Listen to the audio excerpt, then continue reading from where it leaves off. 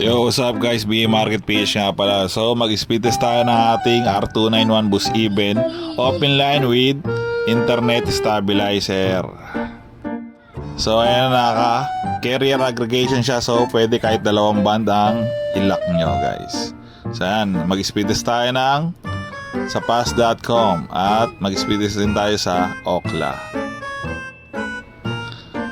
So ayan guys, nag-open line din pala tayo ng home prepaid wifi at pocket wifi. So available din pala ang SIM natin for modem at pocket wifi.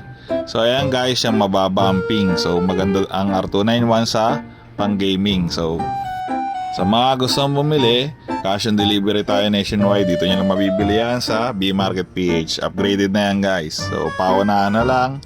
So pabilis na maubos siya ang unit natin. At ayan ang speed niya sa Ookla. So ano pang inaantay nyo? Order na.